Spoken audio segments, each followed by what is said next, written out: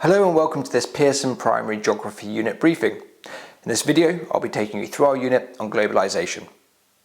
The national curriculum states that pupils should be taught about human geography, including types of settlement and land use, economic activity, including trade links, and the distribution of natural resources, including energy, food, minerals, and water.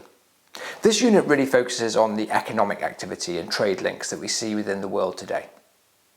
So, let's take a closer look at the work booklet that pupils will complete as they move through this unit.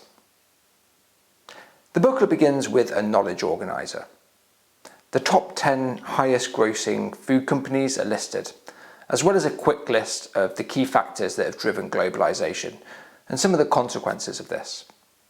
A list of vocabulary associated with the topic is also included, with some big concepts like tax and tariffs. Each of the 6 questions is framed around an inquiry question. It may be helpful to share this question at the beginning of the lesson to frame the learning, as well as ending the lesson by having pupils jot their key reflections in the learning review column here. Now, let's take a closer look at each of these lessons in turn. The first lesson asks, what is globalisation?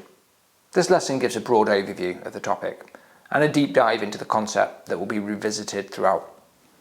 Pupils will learn about trade through the ages, going right back to ancient Sumer.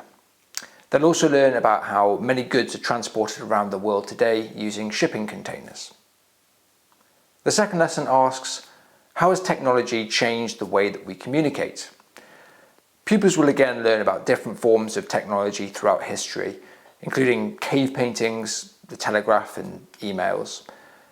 Though pupils will have always lived with the internet, this lesson will help them to understand the relatively recent arrival of this technology and how it's so profoundly changed the way that people and businesses interact with one another. The third lesson asks, how does globalisation affect trade? Pupils will learn about how many countries, such as China, have benefited from increased connections between countries. They'll also learn about the rise of transnational companies, which operate in more than one country. Trade tariffs and trade agreements will also be introduced in this lesson. The fourth lesson asks, what are the costs of fast fashion? This relatable example of globalisation will encourage pupils to reflect on where and how their clothes are manufactured and transported. The impact on the environment will be considered, as well as the human costs through poor and sometimes exploitative labour conditions. The fifth lesson asks, why do a few companies control most of the world's food? Pupils will learn how a relatively small number of companies, 10, control most of the world's food, generating income of around $1 billion a day. They'll learn how large companies often acquire or merge with other companies, meaning that although it may seem as though there are lots of companies, in reality they're all owned by a single transnational corporation.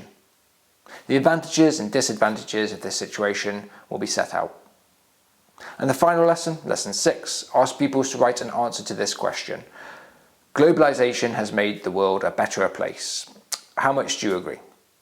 Pupils will have learned all about the advantages and disadvantages of globalisation throughout this unit, and will have had the opportunity to apply this knowledge here in an extended written answer.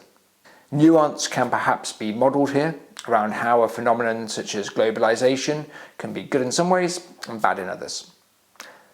We hope that you enjoy teaching this Pearson unit on globalisation and that your students enjoy learning all about it.